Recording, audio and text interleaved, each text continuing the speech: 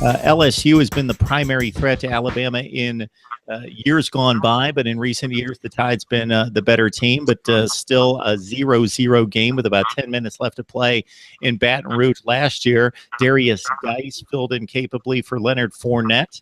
LSU, would they be, in your mind, the biggest threat to the Tide? I think they are. I have them right behind Alabama at 9-3 overall, and it's going to come down to that game, in my opinion, in Tuscaloosa. But it does come down to the health of Danny Etling, their quarterback. He did have off-season shoulder surgery, even though it was arthroscopic. How's his health going to be heading into fall camp? That's a major concern that I have.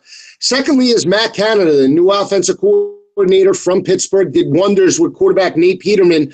I think it's his aggressive play calling, especially on first and second down, because teams over the last couple of years, even with Ed Orgeron, in those ball games that they lost, they stacked the box against Danny Etling and forced him to throw over the top. They lose Traven Durrell. They lose Malachi Dupree. How aggressive will Matt Canada be on first and second down to loosen up opposing defensive front sevens to actually open up running lanes in later in the ball game will really be, in my opinion, whether LSU takes the next step in challenging Alabama. You look at the defensive losses. They lose Adams. They lose Tre'Davious White, their lockdown corner. Those are going to be huge, especially against their week one matchup against Tanner Magnum and BYU. Tanner Magnum's a prototypical quarterback that's going to attack that LSU Tigers secondary vertically, so keep an eye out for that in week number one. But here's the key for LSU's defense. They held 5 opponents last year to under 100 yards rushing. They were 5-0 in those ball games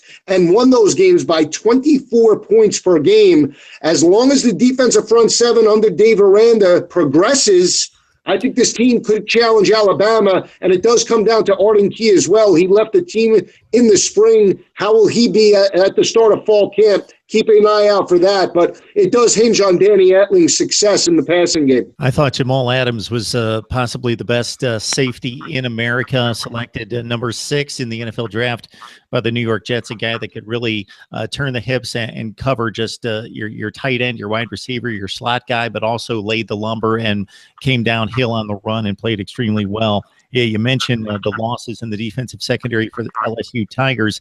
They had them along the defensive front with Davin Godchow in particular. He's gone, and Tayshawn Bauer gone. Duke Riley and Kendall Beckwith, 2 extremely productive linebackers, gone from LSU. Dante Jackson, probably the most talented corner that they've got coming back, and one of the fastest players in the SEC.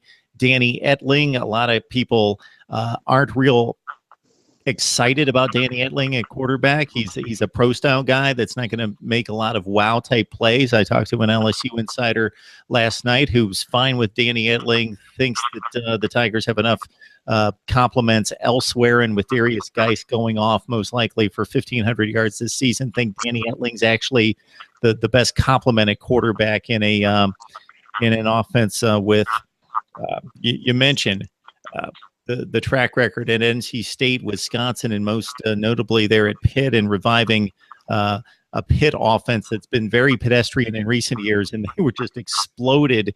And to think how good Clemson was on defense late in the season, and Pitt went off under Matt Canada for 43 points in that game.